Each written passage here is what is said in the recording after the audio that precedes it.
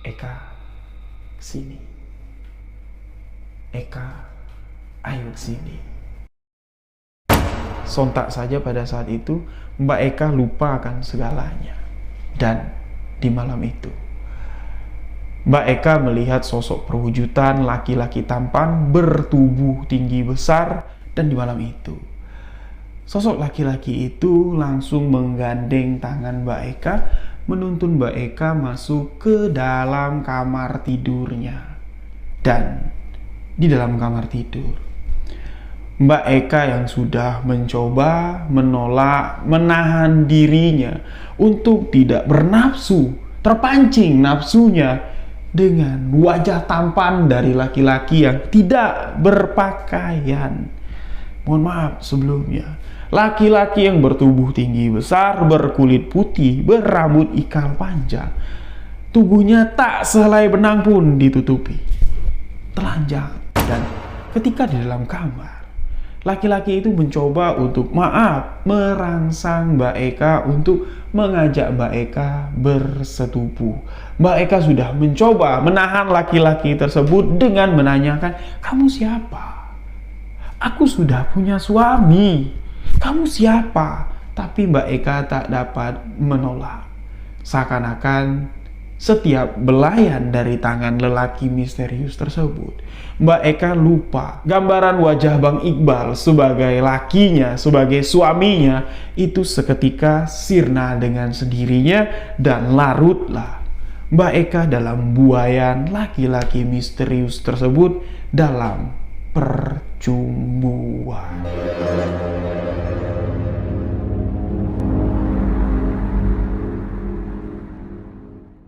Ketika di malam Jumat, Yasin wal Qur'anil Hakim innaka laminal mursalin ala Mas, bisa kecilin nggak suaramu? Berisik Mas, berisik.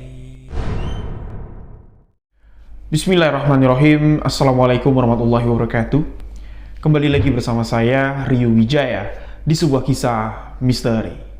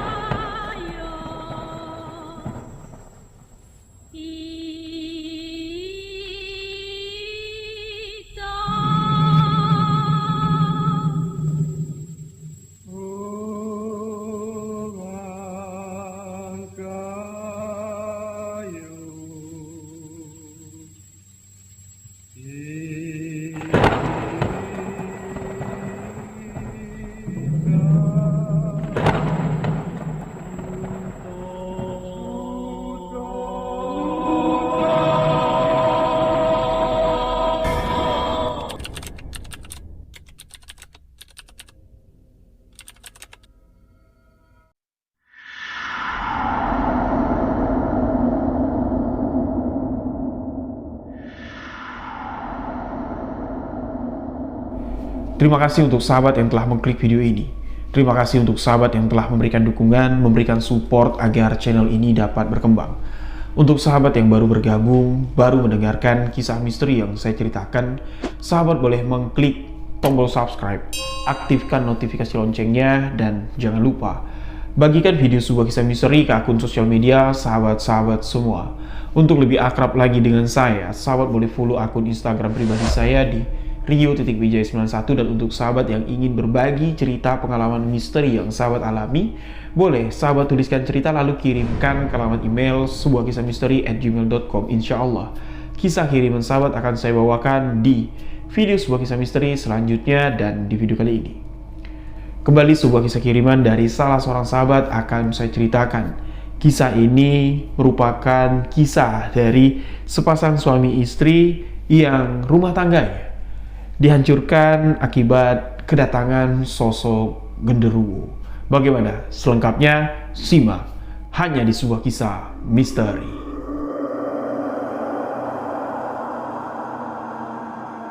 Kisah ini merupakan sebuah kisah kiriman dari sahabat kita yang bernama Mbak Eka dan Bang Iqbal. Tentunya kisah ini saya bawakan berdasarkan kisah yang mereka kirimkan, dan atas izin mereka lah saya berani membawakan kisah ini. Karena dalam kisah yang akan saya bawakan ini menceritakan kisah rumah tangga antara Mbak Eka dan Bang Iqbal yang hampir saja diambang perceraian akibat gangguan dari sosok makhluk gaib yang disebut atau yang dikenal dengan sebutan genderuwo. Untuk penjelasan sosok genderuwo itu seperti apa, gangguan-gangguan dari sosok genderuwo itu pernah saya ceritakan di video yang ini. Sahabat-sahabat bisa dengarkan karena itu lebih menjelaskan apa itu sosok genderuwo, dan di cerita ini saya tidak mengulang lagi sejarah atau asal-usul dari genderuwo. Saya hanya fokus menceritakan apa yang dituliskan, apa yang dibagikan oleh Mbak Eka dan Bang Iqbal awalnya. Kisah ini hanya ingin dibagikan Bang Iqbal kepada saya tanpa sepengetahuan istrinya Mbak Eka.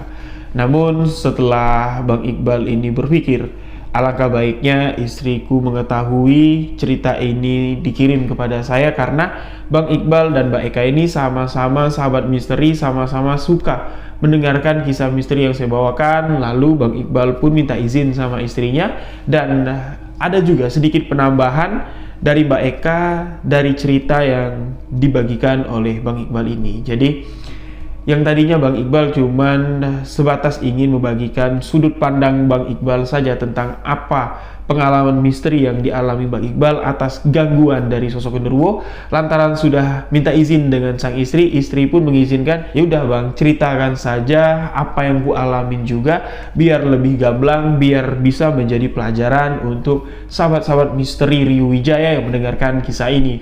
Jadi sekali lagi saya ucapkan terima kasih untuk pasangan Bang Iqbal dan Mbak Eka karena telah bersedia membagikan kisah misteri yang sangat menarik sekali. Apa itu kisahnya?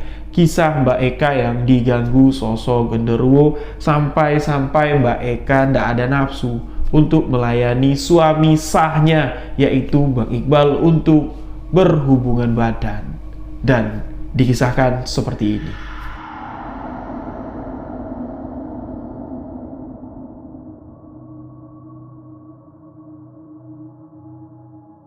Sebelum saya masuk ke dalam cerita ini, mohon maaf sebelumnya sahabat-sahabat kalau terdengar suara saya agak sedikit bindeng, karena memang kondisi saya masih dalam keadaan flu berat. Tapi saya mencoba untuk eksis, dan insya Allah saya dapat menyelesaikan cerita ini dan sahabat-sahabat tidak terganggu dengan suara bindeng yang terdengar ini. Dan saya mencoba untuk artikulasi penyebutan atau penjabaran cerita ini semaksimal mungkin akan lebih jelas dari biasanya. Dan kalau agak sedikit ngegas-ngegas, itu bukan sengaja ngegas, karena hidung saya ini dua-duanya mampet. Saya mencoba untuk menjelaskan artikulasi dengan nada yang agak sedikit tinggi. Mohon sedikit pengertiannya. Dan kisah ini dimulai sesuai dari tulisan yang dibagikan oleh narasumber kita, Bang Iqbal dan Mbak Eka, yang mana di awal pernikahan Bang Iqbal dan Mbak Eka, mereka ini masih tinggal menumpang di rumah keluarga dari Mbak Eka, tepatnya di rumah ibu dan bapak Mbak Eka. Kedua orang tua dari Mbak Eka atau ibu bapak mertua dari Bang Iqbal ini tidak keberatan sama sekali kalau pengantin baru ini tinggal bersama mereka. Toh juga kata ibunya si Mbak Eka, kamu jangan sungkan Bal, ya sementara ndak apa-apa lah kamu tinggal di sini. Hitung-hitung kalian menemani kami di sini, rumah ini kosong. Mbaknya si Eka, abangnya si Eka, mereka sudah tinggal mandiri bersama keluarganya, bersama anak-anaknya. Yo Eka ini kan anak bontot, ya ndak apa-apa lah sementara kamu tinggal di sini. Toh juga pekerjaan kamu kan lebih banyak dihabiskan di luar kota.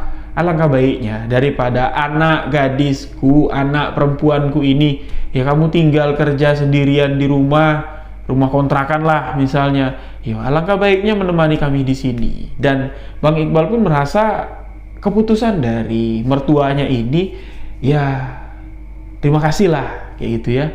ini solusi terbaik. Tapi yang namanya ego seorang laki-laki kepala rumah tangga ingin menunjukkan, aku ini udah mampu loh, aku menikahi anakmu ini dengan kesiapan, dengan kemampuan, dengan kemapanan, walaupun pada saat itu pekerjaan yang digeluti atau pekerjaan yang dilakukan oleh Bang Iqbal ini hanya sebatas buruh kasar dari proyek pengaspalan jalan.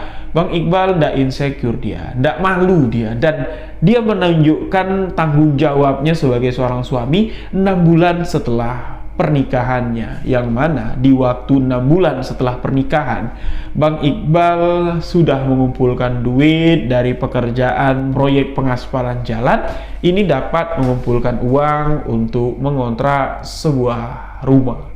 Bukan rumah yang besar, tapi cukuplah untuk mereka tinggal berdua, dan rumah yang dikontrak Bang Iqbal ini berada di lingkungan padat penduduk. Ada alasan Bang Iqbal mencari kontrakan di lingkungan padat penduduk. Yang pertama, akses untuk ke rumah mertuanya itu jauh lebih dekat kalau ada terjadi satu hal yang tidak diinginkan di rumah kontrakan.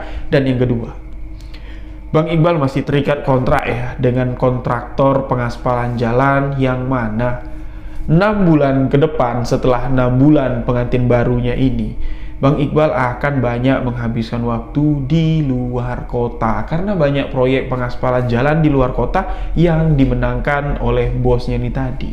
Nah, disitulah sempat terjadi sedikit perdebatan antara ibu bapak mertua Bang Iqbal dengan Bang Iqbal, dan dia merasa keputusannya ini benar, tapi malah sebaliknya.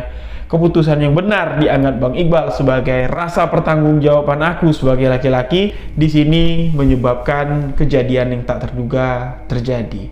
Bukan menjadi sebuah keputusan yang salah, tapi takdir Allah di sini telah memilih jalan yang berbeda. Apa yang dikatakan ibu bapak Bang Iqbal terjadi. Leh, ojo guyon-guyon. Kamu bilang 6 bulan ke depan kontrakmu banyak di luar kota. Malah kamu berniat untuk keluar dari rumah ini. Maksudmu apa? Maksudmu mau ninggalin anakku sendirian di rumah kontrakan? Pamali, pamali. Sampai niki belum punya momongan. Sampai niki masih nganten baru jatuhnya. Pamali, istrimu ditinggal sendirian. Tidak baik. Kalau memang iyo kontrakmu banyak di luar kota 6 bulan ke depan, yowes tidak apa-apa. Nggak apa-apa, Eka tinggal di sini dulu. Sampean bolak-balik saja dari rumah ini. Jangan guyon-guyon mau ninggalin anakku di rumah kontrakan. Apa yang diucapkan oleh bapak mertua Bang Iqbal sempat di sini menyinggung perasaan Bang Iqbal. Bukan begitu. Ditambah lagi perkataan dari ibu mertua Bang Iqbal, bukan kami ngecilin kamu kalau kamu itu tidak punya duit untuk kontrak rumah. Ndak, simpan saja dulu duit kontrak rumahmu. Setelah betul-betul kamu tidak ada kontrak di luar kota lagi, uang itu bisa kamu manfaatkan untuk modal usaha. Baru kamu boyong anak perempuan kami tinggal sama-sama. Jangan kamu tinggalin seperti itu. Ndak boleh, Pak Mali.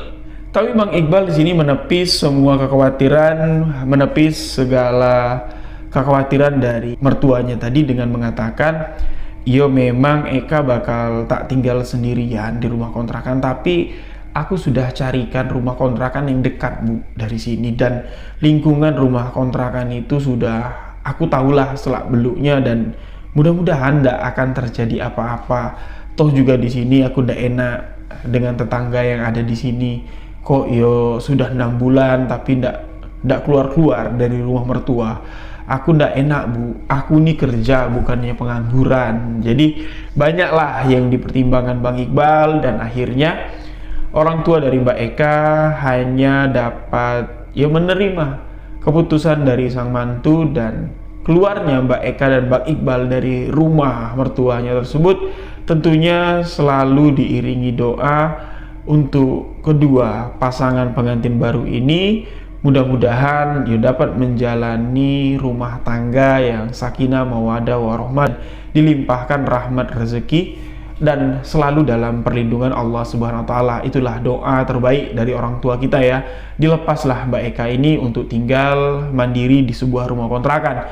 Bang Iqbal menjabarkan di sini lingkungan rumah kontrakannya ini sama sekali tidak menyeramkan, tidak ada hal klinik lah di lingkungan itu. Jadi rumah kontrakan di lingkungan ramai, padat penduduk, rumah kontrakan itu satu rumah, memang betul-betul satu rumah, bukan rumah bedeng, tapi memang didapat Bang Iqbal, rumah itu harganya murah. Di rumah itu ada 3 kamar, 2 kamar tidur, 1 kamar yang dijadikan gudang. Bisa juga lah dijadikan kamar tidur, tapi dari penghuni sebelumnya itu dikatakan memang gudang. Nah, harapan Bang Iqbal dengan adanya rumah kontrakan tersebut ditempati oleh mereka, mereka dapat menjalankan rumah tangga yang sesuai dengan keinginan mereka, rumah tangga yang mandiri, keluh kesah, susah senang, ya dihabiskan waktu laki bini ini untuk menguji sampai di mana keyakinan mereka akan rumah tangga ini memang ujian yang besar didapat oleh Bang Iqbal. Harapan akan kebahagiaan seketika sirna masuk bulan ke-7 setelah mereka menempati rumah kontrakan tersebut. Bulan ke-7 dalam arti kata bulan ke-7 usia pernikahan mereka, 1 bulan waktu mereka menempati rumah kontrakan tersebut, yang mana sebelumnya ketika bulan-bulan pertama atau bulan madu pasangan suami istri ini sampai di bulan ke-6 ketika masih tinggal di rumah kedua orang tua Mbak Eka, di rumah mertuanya si Bang Iqbal, hubungan rumah tangga mereka sangatlah romantis walaupun Bang Iqbal jarang pulang ke rumah, dan hubungan ranjang, hubungan suami istri pasangan muda ini itu rutin dan ya mereka nikmati dengan romantis lah. Tidak ada hal-hal nyeleneh, tidak ada kecurigaan ABC, tidak ada. Namun ketika menempati rumah kontrakan baru sebulan ditempati, perubahan drastis terlihat dari sang istri.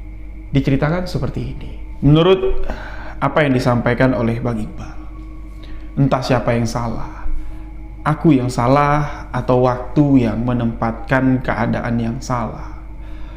Karena di 1 bulan ketika menempati rumah kontrakan baru, memang posisinya di awal Bang Iqbal sudah mengatakan kalau dia bakal ada kontrak di luar kota dan akan jarang pulang ke rumah. Pulang ke rumahnya jarang, yang dikatakan Bang Iqbal itu ndak sebulan full ninggalin rumah, ndak. 2 hari dia di lapangan, 2 hari 2 malam di lapangan, pulang sehari, ntar berangkat lagi 2 hari atau 3 hari lagi di lapangan, pulang lagi ke rumah sehari. Namun dengan waktu yang jarangnya di rumah, ya ndak ada awalnya pemikiran buruk, istriku nih bakal gimana-gimana, karena dia tahu kesetiaan Mbak Eka itu betul-betul bisa dijamin lah ya, karena di masa pacaran bukan waktu yang singkat. 5 tahun pacaran itu bukan waktu yang singkat. Kesetiaan Mbak Eka ini betul-betul sudah teruji. Namun ketika sudah menjalani bahtera rumah tangga, ketika menempati rumah kontrakan itu, sikap Mbak Eka ini seketika berubah drastis, dan ini akan saya ceritakan dari 2 sudut pandang yang berbeda. Awalnya akan hanya diceritakan dari sudut pandang Bang Iqbal, tapi alhamdulillahnya Mbak Eka yang sebagai orang berperan penting ya dalam kisah ini turut mau membagikan kisah ini. Jadi saya akan menceritakan dari 2 sudut pandang yang berbeda. Sudut pandang pertama tentunya dari Bang Iqbal. Bang Iqbal mengatakan seperti ini: capek-capek pulang kerja, pulang ke rumah, ya intinya mau mesra-mesraan lah sama sang istri. Atau juga hitungannya masih nganten baru 7 bulan, belum ada tanda-tanda kehamilan. Tapi ketika pulang mau didekatin istrinya ngomong, nggak bisa mas, aku nggak bisa ngelayanin kamu, aku lagi halangan. Nah, halangan oke, masuk akal. Tapi minggu berikutnya Bang Iqbal pulang mau minta layanin dengan istrinya, mau bersetubuh kasarnya dengan istrinya ini malah istrinya bilang, aku halangan mas. Kok halangan ndak siap-siap, kok halangan ndak selesai-selesai. Dan disitulah Bang Iqbal ini memiliki kecurigaan. Tapi lantaran kesibukan tadi, kecurigaan dari Bang Iqbal pun di sini sirna. Namun kenyataan yang diterima, setiap dia pulang minta layanin sama istrinya, hanya beberapa kali dia dapat dilayani dengan istrinya, itu pun dengan sikap atau dengan rasa yang berbeda. Seakan-akan kasar ngomong Bang Iqbal bilang, aku kayak nidurin pohon pisang. Jadi hasrat atau nafsu dari istrinya ketika melayani Bang Iqbal itu sudah tidak ada lagi. Timbullah kecurigaan di sini dari si Bang Iqbal. Atau jangan-jangan istriku ini selingkuh kali ya. Ada pria idaman lain kali. Sudah nyantol di hati istriku. Tapi dari gerak-geri istrinya Bang Iqbal tidak melihat. Tanya tetangga kiri kanan, ada tidak gerak-geri aneh istriku atau ada orang yang bertamu di rumah ini ketika aku kerja? Jawabannya tidak ada. Bahkan sikap bodoh atau perilaku yang bodoh lah dilakuin Bang Iqbal untuk pembuktian istriku ini selingkuh ndak ya dengan sikap seperti itu, karena ini sudah menyangkut hubungan ranjang. Kok ya dia beda nyikapin aku? Apa salahku sedangkan aku pulang kerja ini bawa duit untuk nafkain dia, dan aku di luar pun ini ndak selingkuh, ndak aneh-aneh, bener-bener kerja banting tulang. Kok sikapnya seperti itu? Bang Iqbal pun minta izin sama istrinya untuk kembali berangkat kerja. Dan ketika Bang Iqbal minta izin kalau dia mau berangkat kerja, ekspresi dari istrinya ini lo senang sekali, seakan-akan ya buru-buru deh pergi kerja. Dan ketika Bang Iqbal pulang, ekspresinya itu sangatlah tidak menyenangkan sekali, kayak ih ngapain sih kamu pulang, kayak gitu. Jadi melihat sikap istrinya sangat senang sekali ketika melepas suami untuk pergi keluar kota. Apalagi Bang Iqbal bilang, ini aku mungkin seminggu lah di lapangan, minggu depan aku baru pulang. Itu sikap istrinya seakan-akan mensupport, ya udah mas, makin lama kamu pergi makin baik, kayak gitu ya. Jadi Bang Iqbal ini nyatanya ndak pergi kemana-mana. Dia kembali ke rumah kedua orang tuanya dan mengintai gerak-geri istrinya di rumah dari kejauhan, ngintip. Nah, Bang Iqbal pamitan lah sama istrinya di pagi hari. Bang Iqbal ndak berangkat ke tempat kerja, tapi dia stay di sekitaran rumahnya di tempat pengintaian. Apa yang didapat Bang Iqbal dari pengintaiannya? Memang selama 1 minggu sama sekali ndak ada istrinya ini menunjukkan gerak-geri aneh. Ke pasar, istrinya diikutin ke pasar, diintai dari jauh, ndak ada bertemu dengan siapa-siapa kecuali dengan penjual-penjual yang ada di pasar. Di rumah pun istrinya ndak pernah kedatangan tamu, tapi anehnya sang istri berdandan menor seakan-akan ingin menunggu kedatangan seseorang di rumah tersebut. Tapi ndak ada siapa-siapa dari pengintaian Bang Iqbal selama seminggu. Di rumah tersebut ada yang bertamu. Nah, dengan fakta dan realita yang sudah diketahui oleh Bang Iqbal, di sini dia berdetak hatinya. Ini jangan-jangan kekhawatiran yang disebut sama ibu bapak mertua Bang Iqbal ini mengarah menjurus bukan dari permasalahan duniawi, melainkan ya kekhawatiran nih, ketakutan yang berlandaskan dengan hal-hal yang berbau mistis. Bang Iqbal sadar ada perubahan aneh terjadi kepada dirinya, dan beliau pun mencoba untuk bertawakal, bertawasul dan berikhtiar dengan mendoakan istrinya, dengan lebih giat lagi mengajak istrinya beribadah untuk mengetahui apakah betul ada sesuatu yang tidak disangka-sangka yang terjadi di balik perubahan sikap sang istri.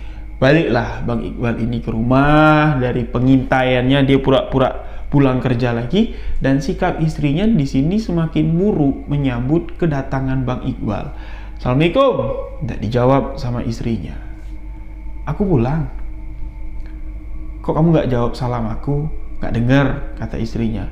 Kok kamu cepat pulang? Padahal udah seminggu nih loh Bang Iqbal nggak pulang.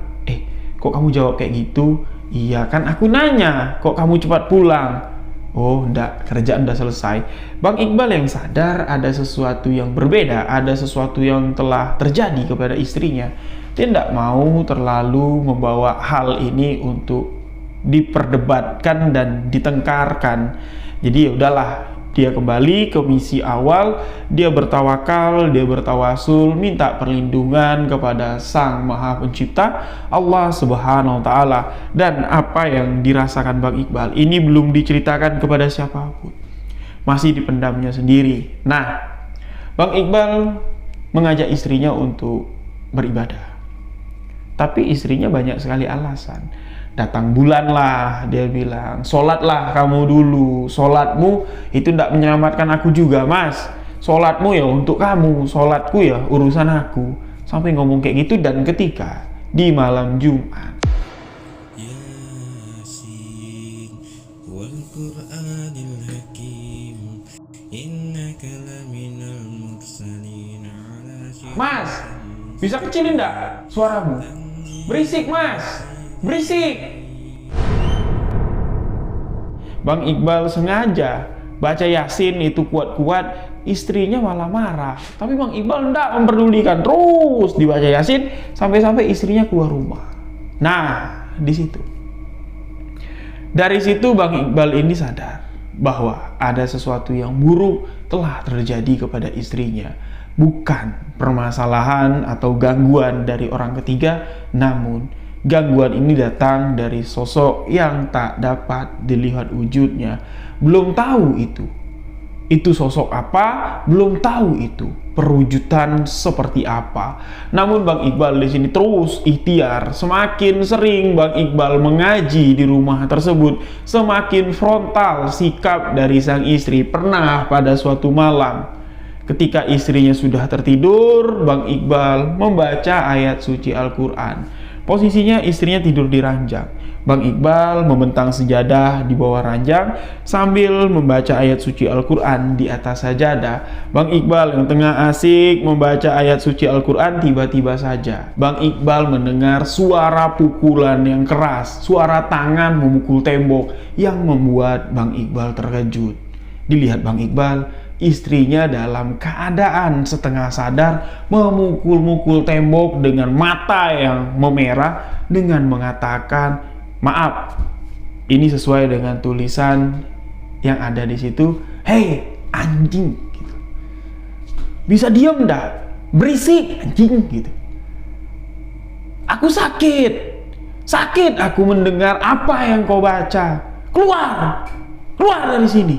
Dengan nada hentakan, dengan menyebut perkataan yang kotor.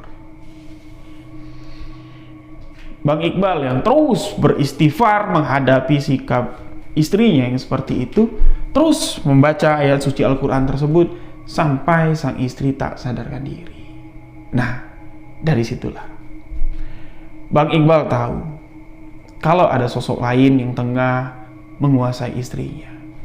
Keesokan paginya, pagi-pagi sekali, sebelum sang istri bangun, Bang Iqbal sudah terlebih dahulu bangun, pulang ke rumah kedua orang tua Mbak Eka untuk menceritakan semua ini. Itu sudut pandang dari Bang Iqbal. Jadi sebelum masuk ke cerita selanjutnya, saya akan menceritakan dulu apa penyebab yang terjadi kepada Mbak Eka dengan sikapnya seperti itu. Nah, diceritakan seperti ini, sahabat-sahabat. Mbak Eka yang sama sekali tidak merasa kalau dirinya ini akan mengalami kejadian yang begitu buruk. Beliau pindah ke rumah kontrakan tersebut dengan senang hati.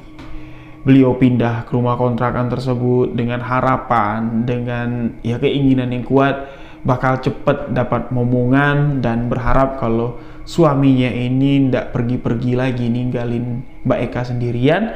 Pindahlah di hari pertama ketika Mbak Eka menempati rumah tersebut. Rumah pilihan dari Bang Iqbal tentunya. Mbak Eka sudah disebutin sama si pemilik rumah kalau ruangan yang ada di tengah-tengah itu gudang. Jadi kalian karena masih tinggal berdua, ya alangkah baiknya gudang itu tidak usah dibuka dulu. Kalau ada barang-barang kalian yang mau dimasukkan ke gudang, ya masukin aja, tidak perlu diberesin. Toh juga di dalam itu masih ada barang-barang saya. Tapi kalau tidak ada barang-barang kalian yang mau ditaruh di gudang, alangkah baik gudang itu jangan dibuka-buka. Banyak debu. Itu cuma alasan dari si pemilik rumah kontrakan. Mbak Eka pun tidak berpikir untuk buka gudang itu. Toh juga kami cuma tinggal berdua. Jadi yang disiapin 2 kamar doang. Mungkin kalau ada ibu bapak dari Mbak Eka atau ibu bapak dari Mbak Iqbal atau keluarga dari mereka mau bertamu, mau menginap, satu kamar sudah disiapin. Nah, jadi seminggu mereka menempati rumah itu. Bang Iqbal sudah berpamitan nih untuk pergi meninggalkan rumah tersebut. Dan di awal-awal Mbak Eka menempati rumah kontrakan tersebut, Mbak Eka sudah ngomong sama Bang Iqbal, "Mas, kok aku setiap ngepel di depan gudang atau kamar kosong itu, kok aku cium kayak bau anyir, kayak bau amis. Terus juga kalau sudah mau masuk maghrib, ya cuaca di luar ndak hujan, tapi kok aku mencium bau got yang pekat sekali. Ini ada apa ya?" kata si Mbak Eka. Namun Bang Iqbal ndak peka dengan apa yang diadukan sama istrinya. Bang Iqbal bilang, "Itu cuma perasaan kamu saja. Kasih pewangi aja dek, gantung di ruang tengah biar bau-bau itu ndak tercium." Ya wis, itu cuman yang disarankan oleh Bang Iqbal. Dan seminggu Bang Iqbal menempati rumah itu sama Mbak Eka. Bang Iqbal pun pergi bekerja meninggalkan Mbak Eka seorang diri. Dan di malam pertama, ketika Bang Iqbal meninggalkan Mbak Eka seorang diri di rumah tersebut, Mbak Eka di sini langsung mengalami kejadian yang cukup mengerikan. Apa itu? Di kisaran jam 9 malam, Mbak Eka yang sudah selesai dengan aktivitasnya, dia udah beres-beres. Mbak Eka yang berniat mematikan semua bagian lampu karena dia mau tidur ya. Jadi ketika Mbak Eka mau mematikan lampu ruangan tengah yang terdapat satu kamar kosong yang dijadikan gudang, sebelum lampu itu dimatikan, Mbak Eka mendengar suara dengaman dari dalam gudang. Jelas, itu suara dengaman laki-laki. Dan Mbak Eka berpikir kalau suaminya ini pulang, pengen ngasih kejutan, tapi nyatanya enggak. Sosok lain yang keluar dari dalam gudang tersebut. Sosok tinggi besar, putih, berambut ikal panjang, berparas sangat tampan sekali, menyebut nama Eka. "Eka, sini. Eka, ayo sini." Sontak saja pada saat itu Mbak Eka lupa akan segalanya. Dan di malam itu Mbak Eka melihat sosok perwujudan laki-laki tampan bertubuh tinggi besar. Dan di malam itu sosok laki-laki itu langsung menggandeng tangan Mbak Eka, menuntun Mbak Eka masuk ke dalam kamar tidurnya. Dan di dalam kamar tidur, Mbak Eka yang sudah mencoba menolak, menahan dirinya untuk tidak bernafsu, terpancing nafsunya dengan wajah tampan dari laki-laki yang tidak berpakaian. Mohon maaf sebelumnya, laki-laki yang bertubuh tinggi besar, berkulit putih, berambut ikal panjang, tubuhnya tak sehelai benang pun ditutupi, telanjang. Dan ketika di dalam kamar, laki-laki itu mencoba untuk merangsang Mbak Eka untuk mengajak Mbak Eka bersetubuh. Mbak Eka sudah mencoba menahan laki-laki tersebut dengan menanyakan, "Kamu siapa? Aku sudah punya suami. Kamu siapa?" Tapi Mbak Eka tak dapat menolak. Seakan-akan setiap belayan dari tangan lelaki misterius tersebut, Mbak Eka lupa gambaran wajah Bang Iqbal sebagai lakinya, sebagai suaminya, itu seketika sirna dengan sendirinya. Dan larutlah Mbak Eka dalam buayan laki-laki misterius tersebut dalam percumbuan.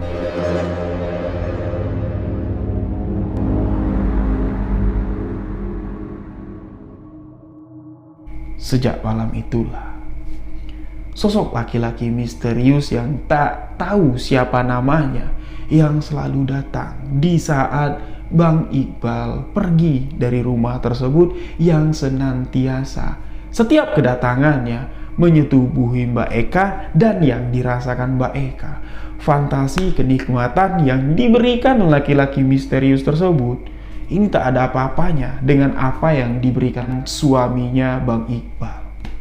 Dan dengan sadar, Mbak Eka menikmati percumbuannya dengan sosok misterius tersebut tanpa Mbak Eka tahu siapa sosok laki-laki itu.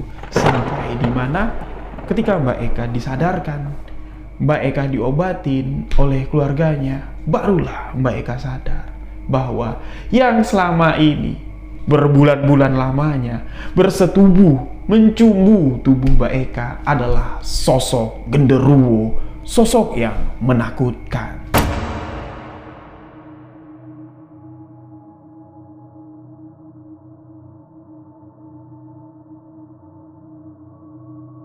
Dan apa yang terjadi ke depannya? Nah, masuklah di mana ketika Bang Iqbal ini menyadari ada sesuatu yang berbeda di dalam dirinya ketika Bang Iqbal menghaji. Sosok itu memukul-mukul dinding dengan sorot mata merah tajam, mengatakan, "Keluar dari sini, sakit." Aku mendengar itu, Bang Iqbal melapor kepada ibu dan bapak Mbak Eka, dan ibu bapak Mbak Eka pun mengatakan, "Itulah Li yang ibu bapak khawatirkan.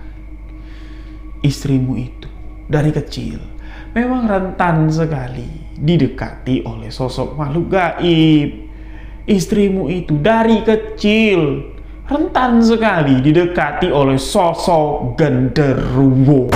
Tapi kami tidak patut menceritakan itu sama kamu, karena pada saat Mbak Eka masih gadis, baru usia belasan tahun, bahkan belum 17 tahun lagi, Mbak Eka pernah teriak di dalam kamar mandi karena digerayangi oleh genderuwo. Dan itulah yang kami takutkan. Kau tinggalin istrimu sendirian dan terjadilah hal yang menakutkan ini. Nah, untung saja kedua orang tua Mbak Eka ini peka dengan hal itu, dan ini pernah terjadi di masa lampau. Orang yang pernah mengobati Mbak Eka, seorang Pak Ustadz, Pak Ujang lah di sini kita katakan ya, Ustadz Ujang. Nah, jadi Ustadz Ujang inilah cepat dipanggil sama ibu dan bapak Mbak Eka, karena rumah yang dikontrak sama Bang Iqbal ini kan tidak jauh dari rumah ibu bapaknya. Nah, dipanggil lah pada pagi hari itu juga menjelang siang. Pak Ujang datang ke sana bersama ibu bapaknya si Mbak Eka, bersama si Iqbal, dan Pak Ujang geleng-geleng kepala, mencoba untuk menyadarkan Mbak Eka ketika Mbak Eka ini masih dalam keadaan sadar, belum pengaruh genderuwo itu ya. Dinasehatin, dinyatakan kalau gini loh, ini lo istrimu, sini, ini suamimu kan, ini istrinya kan. Nah, didudukin lah, ya kayak dinasehatin lah. Tapi di situ sorot mata Mbak Eka sudah berubah. Dan ketika masuk ke dalam pembahasan tentang bersetubuh lah istilahnya, seorang istri tidak boleh menolak kalau suami ngajak bersetubuh. Kalau menolak itu hukumnya dijelaskan secara harfiah ya, secara hukum agama Islam. Nah, disitulah mulai sosok itu marah dan merasuki diri Mbak Eka. Pak Ujang di sini ketawa menghadapi sosok genderuwo. Bang Iqbal mengatakan, kau panggil yang lebih kuat lagi dari bangsa kau ini. Kau ini cere. Kau ini kacangan, kau panggil rajamu ke sini, insya Allah, atas izin Allah, saat keturunanmu, ku lebur, karena kau sudah salah. Kau sudah mengganggu rumah tangga orang, menutup, mengunci hawa nafsu dari istri Iqbal.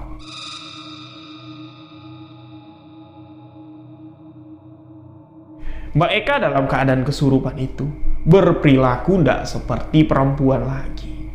Dia mencak-mencak mencoba untuk menyakiti Pak Ujang, dan alhamdulillah berkat pertolongan Allah Subhanahu wa taala, sosok itu pun dapat dilebur. Sebelum sosok itu dilebur, sosok itu ya kayak ditangkaplah sama Pak Ujang ya, dikunci sama Pak Ujang, dan dalam kondisi sadar Mbak Eka ini, mata batinnya dibuka, Bang Iqbal disuruh berdiri di samping sosok genderuwo yang terkunci. Dalam keadaan lemah, mata batin dari Mbak Eka ini dibuka dan disuruh melihat. Yang mana suamimu? Mbak Eka di sini teriak, "Mas, awas mas, jangan di situ, di sampingmu ada genderuwo mas. Aku takut mas, sana mas." Orang yang ada di rumah itu ya bukannya takut lagi ya, malah kayak ketawa. Nah, baru sadar kan, selama ini yang kau tolak, yang selama ini kau usir, itu adalah suamimu, dan yang kau layani itulah sosoknya genderuwo. Nah, dari situlah saya mendapatkan dua sudut pandang berbeda dalam cerita ini. Pengakuan Mbak Eka ketika dia melayani genderuwo, yang dilihatnya itu bukan genderuwo, tapi laki-laki gagah, tinggi besar, rambut ikal, kulit putih. Ternyata itu adalah perwujudan genderuwo yang mengelabui matanya. Selama ini sosok itulah yang memuaskan nafsu birahimu. Dan dengan sebab permasalahan inilah 6 tahun sudah masa ini berlalu, dan 6 tahun sudah Mbak Eka dan Bang Iqbal menantikan kehadiran buah hati. Namun sampai hari ini Allah belum menitipkan benih, belum menitipkan janin dalam kandungan Mbak Eka. Wallahu alam apakah ini hukuman yang didapat Mbak Eka karena telah bersetubuh dengan sosok genderuwo.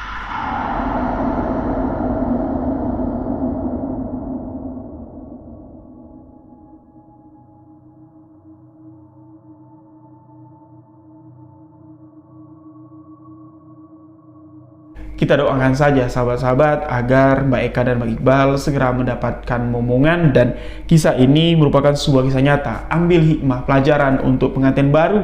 Ingat, jangan pernah tinggalkan istri kita seorang diri di rumah. Kalau memang ada wacana keluar pulang malam atau tidak pulang, alangkah baik titipkan istri kita di rumah sanak famili, tetangga terdekat, atau titipkan langsung ke rumah kedua orang tuanya agar keselamatan, kenyamanan istri kita terjaga dan betul-betul terpantau. Ingat, kejahatan bisa terjadi bukan karena niat pelaku, tapi adanya kesempatan. Kejahatan di dunia maupun di dunia gaib itu sama saja. Genderuwo ini sosok yang memang memiliki nafsu sangat besar sekali kepada kaum manusia. Untuk lebih jelas menceritakan tentang genderuwo, klik video saya yang ini, itu akan mengobati rasa penasaran sahabat dengan kisah genderuwo. Demikian sebuah kisah misteri kali ini. Mohon maaf jika ada salah kata, salah ucap dalam penyampaiannya. Untuk sahabat yang punya cerita, boleh tuliskan cerita lalu kirimkan ke alamat email sebuahkisahmisteri@gmail.com. Untuk donasi, sahabat masih bisa donasi, masih kami buka. Silakan hubungi WhatsApp admin yang ada di bawah ini. Dan saya baru nemu satu pondok pesantren yang dibangun oleh salah seorang ibu-ibu ya, orang baik di sini saya katakan, dan saya baru tahu pesantren itu dibangun mandiri dan santri-santri yang ada di sana sekolah, mendapatkan pendidikan agama di sana tanpa dipungut biaya. Masya Allah, pesantren itu patut kita support dengan bantuan.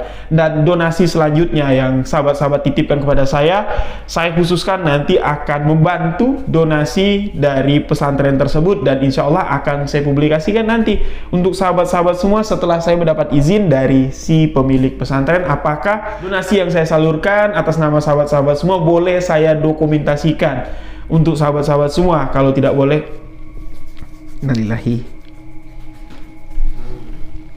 saya dokumentasikan dan saya bagikan kepada sahabat-sahabat. Mohon maaf, ini lampu mati dan ceritanya pun sudah berakhir. Jadi mohon maaf jika ada salah kata, salah ucap dalam penyampaian kisah misteri. Saya Rio Wijaya, wabillahi taufiq wal hidayah. Wassalamualaikum warahmatullahi wabarakatuh. Salam sebuah kisah misteri.